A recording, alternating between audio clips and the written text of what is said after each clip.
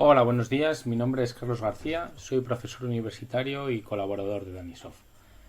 A lo largo de estos dos últimos vídeos lo que vamos a estudiar es cómo por medio de la inteligencia artificial vamos a ser capaces de entrenar un modelo relacionado con clasificación de imágenes y una vez entrenado el modelo vamos a desplegarlo en alguna hardware o plataforma de Intel.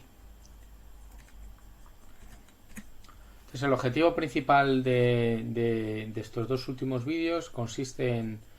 estudiar y conocer algunas de las soluciones que presenta Intel desde el punto de vista tanto hardware como software en aspectos relacionados con la ciencia de datos. Entonces vamos a ser capaces de construir un modelo de aprendizaje profundo y luego hacer un despliegue in the edge o en el perímetro. Y como os mencionaba anteriormente, vamos a realizar un ejemplo de clasificación de imágenes. Con ese ejemplo de clasificación de imágenes vamos a realizar un análisis de exploratorio de datos para determinar si el punto de partida del dataset es el más adecuado o no. Una vez que enriquezcamos ese base de datos inicial, vamos a elegir alguno de los frameworks para realizar la fase de entrenamiento y la elección de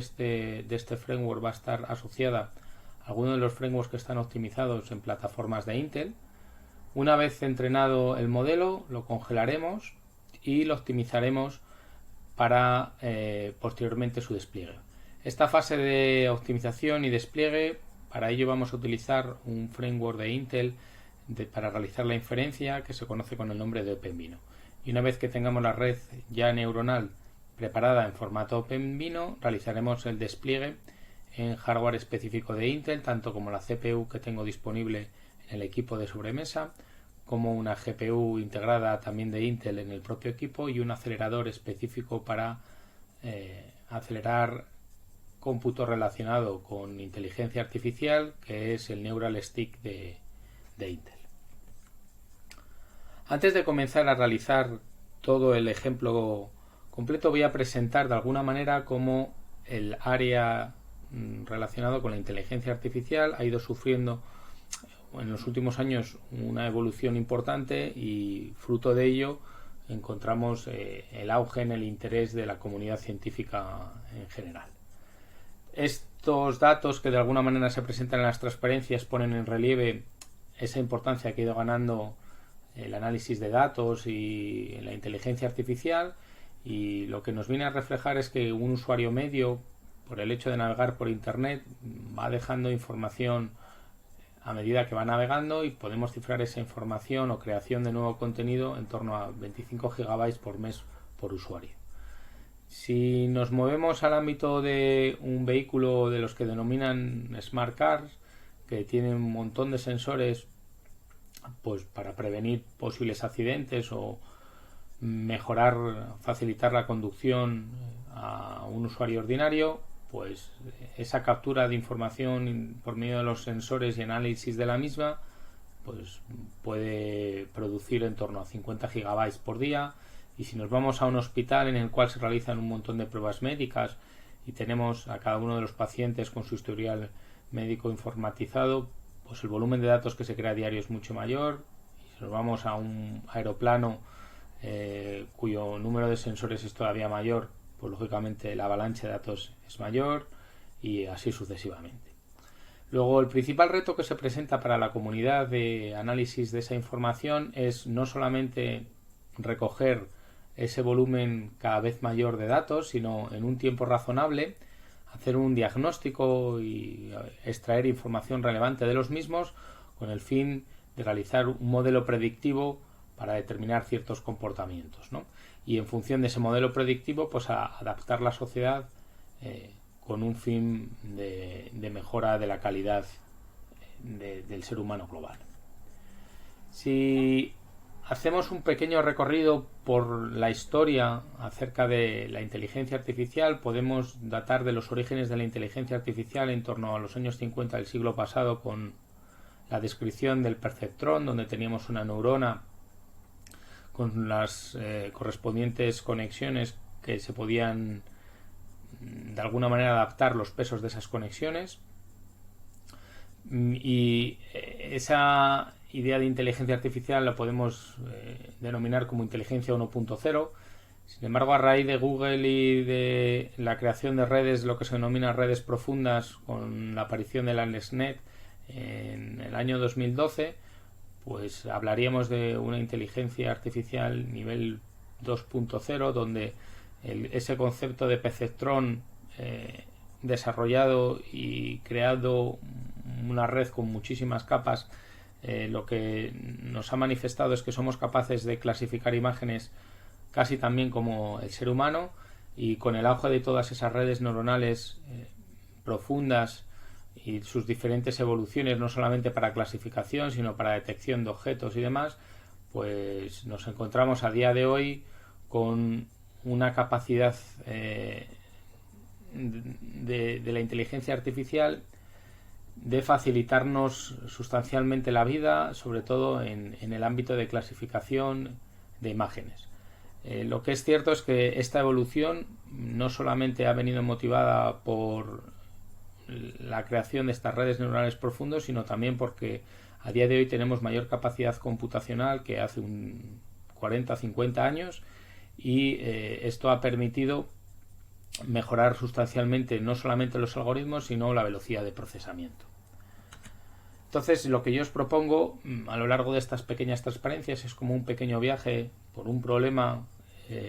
cuyo resultado es un caso de éxito que tenemos a día de hoy, y en este viaje por medio de la inteligencia artificial y la problemática y la solución, pues de alguna manera presentar las potencialidades que ofrece este tipo de ciencia y este tipo de tecnología, pues para mejorar cualquier tipo de proceso productivo y la cotidianidad del ser humano. Entonces, en este viaje lo que os presento es este ejemplo de aquí que aparece en la transparencia, que no es ni más ni menos que una instalación submarina que, debido a que está en un ambiente hostil, pues se produce un proceso de corrosión. Y la idea que tiene este viaje a través de la inteligencia artificial es crear una tecnología lo suficientemente avanzada como para que, a partir de la captura de imágenes relacionadas con esa infraestructura submarina, determinamos si los índices de corrosión de la misma superan un determinado umbral y por lo tanto es necesario realizar actuaciones, o bien de sustitución de alguna parte de la propia instalación, o bien la clausura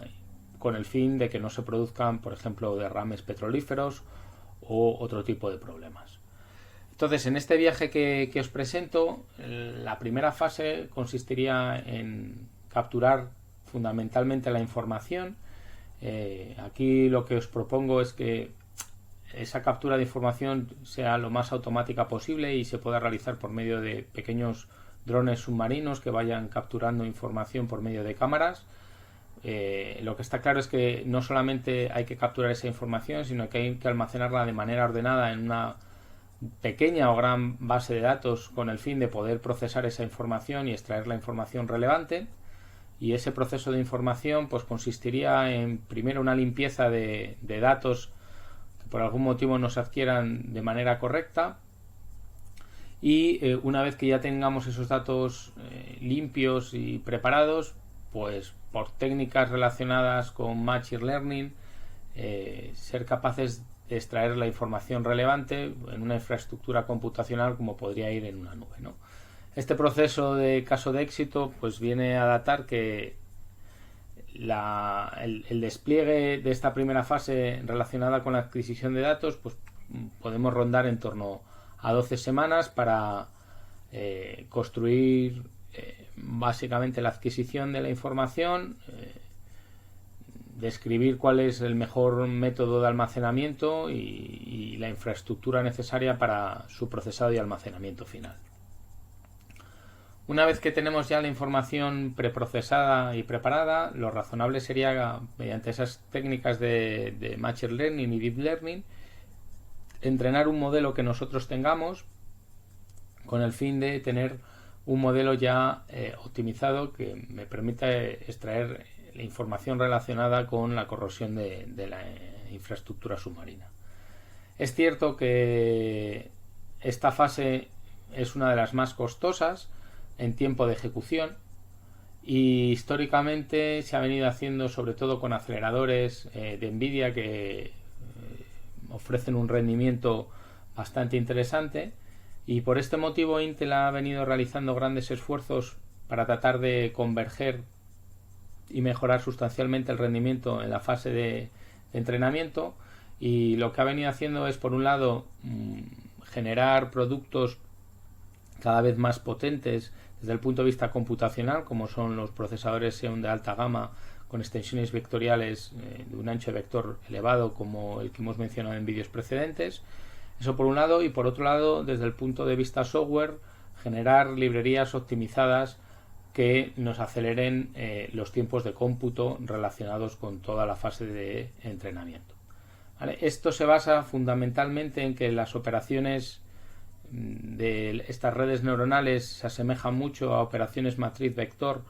que han sido ya previamente optimizadas en librerías tipo MKL o DNN que proporciona Intel, y de hecho a día de hoy existe una versión de Python optimizada que mejora sustancialmente los tiempos de cómputo de esta fase de entrenamiento. Una vez que tengamos desplegado lo que sería este modelo de red neuronal bajo estas librerías optimizadas de Intel, lo razonable sería testearlo mediante un pequeño dataset para evaluar lo lejos o lo cerca que estamos en términos de precisión del modelo que tengamos, y si estamos lo suficientemente cercanos, pues mantenerlo, y si no, tratar de refinarlo. Y una vez que ya hemos entrenado el modelo pues, con unas características y unos índices de precisión razonables, pues ya podríamos pasar a la última fase, que sería la fase de despliegue. Bueno, en la fase de despliegue hay que tener en cuenta también, en este modelo o este caso de éxito, algunos condicionantes y alguna toma de decisiones que tenemos que realizar. Entre ellas, pues que los drones que mencionábamos submarinos son los que tienen que realizar la captura de la información y hacer un pequeño preprocesado on-board. Entonces lo razonable es que esos dispositivos que no están conectados al suministro eléctrico pues tengan unos requerimientos de consumo energético relativamente pequeños, y además tengamos unos requerimientos de análisis y detección de objetos en tiempo real, por lo cual parece razonable incorporar algún pequeño acelerador cuyo consumo energético no sea muy elevado. Y aquí lo que se propone es pues un procesador de Intel de bajo consumo y un acelerador tipo Movidius que podrían acelerar esta fase de recogida de información. Una vez que tenemos recogida la información, si recordáis, tenemos que almacenarla en una pequeña base de datos. En este caso podría ser más grande, puesto que el volumen de información que estamos generando es bastante importante, y con esta base de datos de nuevo podemos acceder a un clúster de computación de altas prestaciones con el fin de refinar el modelo que se está ejecutando directamente en el dron, ¿no? Y luego, de esa manera, no solamente hemos desplegado el modelo que tenemos a día de hoy, sino que vamos a realizar por medio de inferencias y de resultados finales la comparativa o lo lejos que podemos estar de nuevo en el propio modelo y continuar refinándolo. Y eso ya os digo que se puede realizar en una infraestructura con unas capacidades computacionales mucho mayor,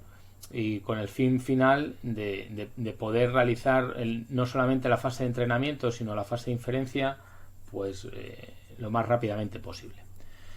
Desde el punto de vista software, lo que vamos a utilizar aquí va a ser el framework de OpenVINO, que ya lo mencionaremos luego a continuación. Es un framework que ha desarrollado Intel para facilitarnos la fase de despliegue y que tiene soporte para diferentes hardware Intel, como puede ser el Movidius que mencionaba anteriormente, o también las CPUs y GPUs de Intel y las FPGAs propias de Intel. Y por debajo, en la fase de entrenamiento, ya os mencionábamos que utilizábamos librerías de Intel optimizadas, como eran la MKL para álgebra lineal y la DNN asociada. Y podemos utilizar otro tipo de framework tipo TensorFlow que por debajo haga uso de estas librerías optimizadas. Ya a modo de resumen, os presento en esta transparencia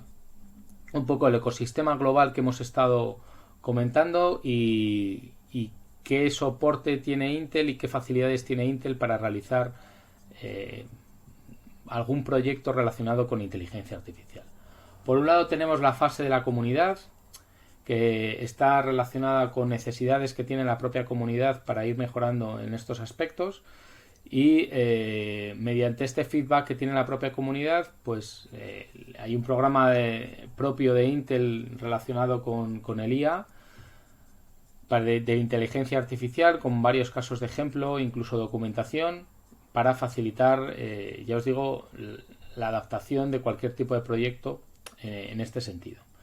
Intel no solamente nos proporciona información y ejemplos, sino que también tiene una infraestructura de cloud en la cual nos la deja disponible a los usuarios durante un determinado tiempo para realizar fases de entrenamiento, y en el propio plataforma DevCloud tenemos procesadores de alta gama, como decía anteriormente, procesadores de tipo Xeon, parece que eran Platinum, con extensiones multimedia OVX512, incluso creo que existe alguna FPGA también disponible en el propio cloud. Eso sería recursos disponibles para la comunidad, no solamente documentación, sino también recursos computacionales. Desde el punto de vista software, hemos mencionado que existen un montón de frameworks relacionados con la inteligencia artificial para la fase de entrenamiento, como el propio propuesto por Google, como TensorFlow o Café, PyTorch, etcétera. Y lo que tenemos por debajo como propuesta de Intel es una distribución de Python optimizada sobre todo para temas relacionados con inteligencia artificial clásica, y de hecho hay algunas librerías tipo NumPy,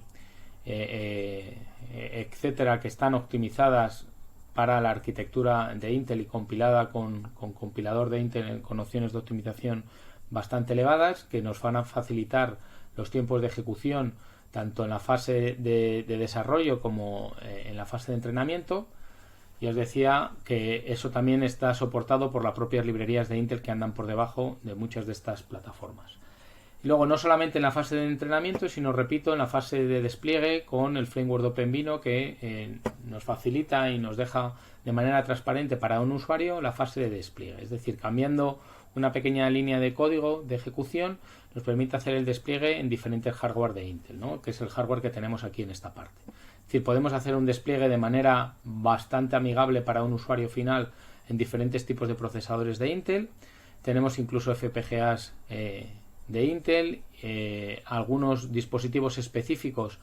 para inferencia optimizados basados en ASIC de Intel, como era la parte del Movidius y la parte del Nervana, y también las GPUs integradas de Intel, ¿no? Entonces ya veremos cómo a través del OpenVINO, en el ejemplo de la demo que veremos en el vídeo siguiente, podemos realizar la fase de despliegue de una manera razonablemente amigable. Bueno, referente a la parte del hardware, ya lo he ido mencionando en la transparencia anterior, vemos que tenemos una amalgama de dispositivos bastante diversa, desde procesadores de propósito general, procesadores de gama alta en servidores Xeon con las AVX512, hasta procesadores que podemos tener de escritorio. Tenemos GPUs de Intel integradas, a partir de la generación 9 y 10 están soportadas por OpenVINO. Tenemos FPGAs, con la adquisición de Altera por parte de Intel tenemos ya también soporte para FPGAs, y luego circuitos específicos de tipo ASIC con la idea del Intel Movidius. Y luego para la parte de los procesadores decía escalables, es cierto que han incorporado extensiones multimedia específicas para aritmética reducida tanto en punto flotante como en entero en las nuevas gamas de Intel. Y por último, pues en la parte correspondiente de FPGAs, ya os lo mencionaba, con la adquisición de Altera, pues tenemos también este hardware disponible con unos requerimientos energéticos muchísimo más eficientes que cualquier procesador de propósito general. Y luego, desde el punto de vista software, ya también lo he mencionado, tenemos para la fase de entrenamiento soporte para las principales frameworks de entrenamiento, en las que por debajo existen librerías optimizadas para el álgebra lineal y específicas para para redes neuronales. Tenemos una distribución optimizada de Python relacionada con la inteligencia artificial, por así decirlo, clásica. Y luego el framework de OpenVINO para la fase del despliegue. Luego más o menos este es el ecosistema que tenemos de herramientas y software, hardware por parte de Intel. Y luego recursos para la comunidad, pues ya os lo mencionaba, algunos casos de ejemplo, ¿vale? Tenemos capacidad para realizar fase de desarrollo en el DevCloud. Y bueno, aquí os dejo una serie de enlaces, tanto con cursos como documentación, como acceso al cloud, en el cual podéis visitar a través de estos enlaces si estáis interesados, acceder a cualquier tipo de recursos de este tipo. Y bueno, con esto acabaríamos este bloque de aquí, que Intel ha creado como una plataforma que se denomina AI Academy, como la Academia para Inteligencia Artificial, que está destinado tanto para desarrolladores como para estudiantes, en la que no solamente encontramos ejemplos y documentación, sino que, como comentaba, para el ámbito de docencia tenemos algunos hands-on y material y cursos incluso disponibles, y también tenemos acceso al propio cloud de Intel, pues para realizar toda la fase de entrenamiento y de desarrollo de los modelos que se quieran implantar. Y por mi parte, pues ya no tengo nada más. Muchas gracias por su atención y a continuación pasaremos al siguiente vídeo.